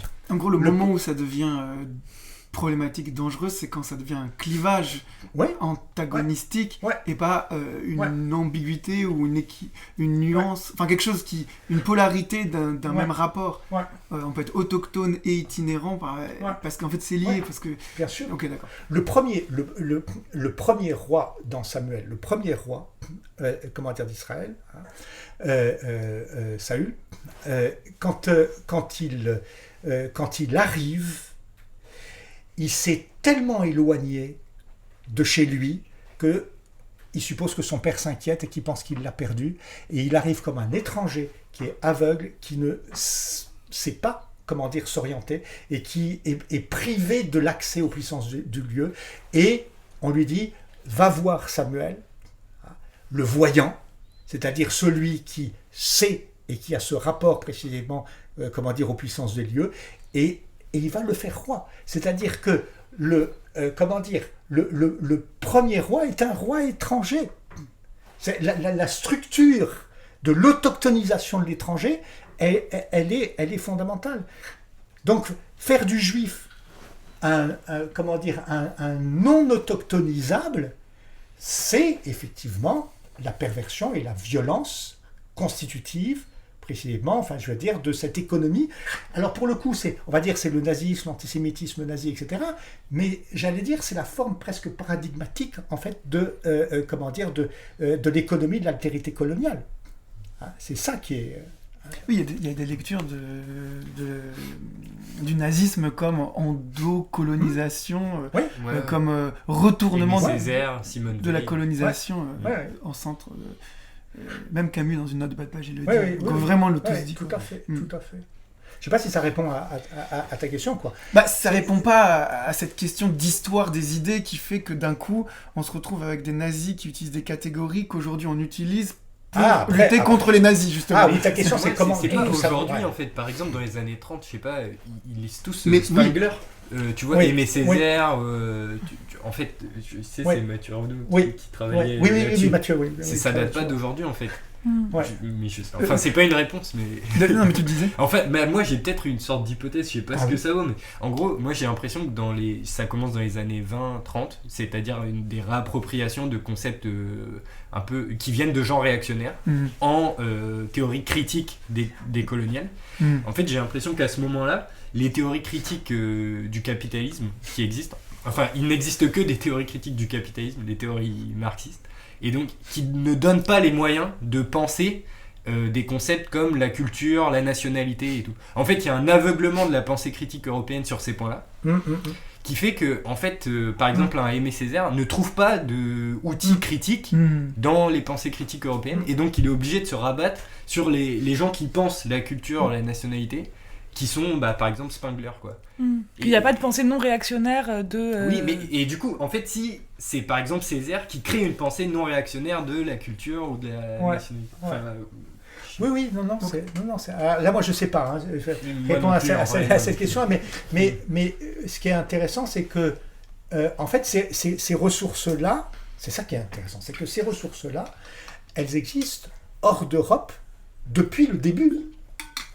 Parce que il y a des contre-anthropologies, là, dont je parle, la danse du fouet, du masque tamok, etc. C'est un truc qui se pratique, je vais dire, depuis le XVIe siècle. Donc, voilà, tu vois, c'est aussi voilà. On ne trouve pas dans la boîte à outils critique occidentale ce qu'il nous faut pour, etc. Mais voilà. Pourquoi on va chercher dans la boîte à outils européenne ce qui est amplement, comment dire, je sais pas, produit, diversifié, tu vois, on n'a pas augmenté ailleurs. De dire Spengler, on peut aller voir les théâtres contre-anthropologiques. Non, mais c'est vrai que ça peut mener à une critique de Césaire. On pourrait dire il était trop à Normal Sup et tout. Je raconte une histoire juste pour... Peut-être pour terminer, hein, je ne sais pas si c'est... Ouais. Parce que c'est un des déclencheurs du livre aussi. Enfin, il y a quantité de déclencheurs. Je raconte toujours cette histoire. Un jour, je suis à... c'est le premier jour où j'arrive à Rio, le deuxième, je ne sais plus. Et je suis accompagné par, quelqu'un, on va dire très vite, de la gauche marxiste, qui veut m'amener à une manif. Voilà. Alors, il y a une manif, là, etc., avec des gens, avec des pancartes, et puis il y a des prises de parole, etc. Puis je lui dis, c'est quoi ce machin-là, etc. Je vois, on est sur la plage, et il y a des offrandes avec plein de machins bleus. Ce magnifique bleu qui est le bleu. Voilà, et c'est le... du coup, ça termine sur la fin, c'est la photo d'Iemanja derrière. Et je lui dis, c'est quoi ? Il me dit, non, mais ça, c'est un culte afro-brésilien. Genre, t'inquiète, c'est pas ça. L'essentiel, l'action politique, elle est là. D'accord ? Bon. Et moi, j'en sais rien, quoi. Ok. Et effectivement, après, des années après, je dis, mais c'est extraordinaire, parce que, l'action politique, elle était là, dans le... À côté. Voilà, à côté. Hein, et elle engageait effectivement, toute la communauté, l'identité multiple, afro-brésilienne, et pas seulement afro d'ailleurs. Hein, d'une part, et ensuite, et c'est ça la contre-anthropologie, c'est que ça, qui était sans importance politique, c'était en fait un discours sur lui. C'est-à-dire, quand je dis sur le manque de réflexivité, sur la cécité, épistémique absolument énorme, c'est-à-dire que là, à côté, il y a des gens qui sont en train de parler de lui, hein, et qui sont en train de faire la métaphysique de sa métaphysique. de manière, très très pointue, etc. Et dans un processus qui est un processus à la fois de guérison, qui est un processus de prévention, qui est de codification du comportement, etc. Et de reconstruction aussi, parce que Yemanja c'est ça, de reconstruction précisément, d'un rapport à l'océan, c'est-à-dire à la puissance de l'océan comme puissance métaphysique, etc. Bon, parce que c'est quand même vachement souillé, hein. Je veux dire, c'est par là qu'ils sont arrivés, d'accord ? Donc c'est tout ce truc très très complexe et très très puissant qui est élaboré, dans le culte, dans le rite et dans les terreaux, etc. Bon, bref, etc. Et le type il est là et il n'en sait rien. Voilà. Donc, voilà, c'est une autre manière de dire, c'est-à-dire que la proposition aussi épistémique, ça a à voir avec ce que tout à l'heure Zoé disait, comment on fait pour arrêter, etc. Juste, même si, alors, faire de l'histoire, être des historiens de ça, mais arrêter, c'est aussi...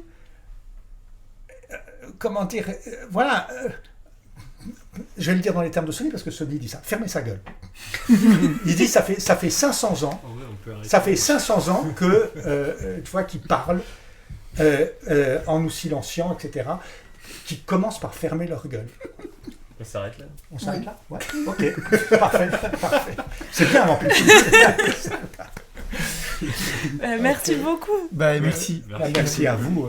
Donc on a un peu dépassé le temps. Mais c'est pas, je crois que la dernière fois qu'on a fait une interview aussi longue, c'était avec Norman Najari justement. On n'a pas fait 1 heure là. On a fait 2 heures. 2 heures, ouais, 2 bonnes heures. Un peu moins parce que en plus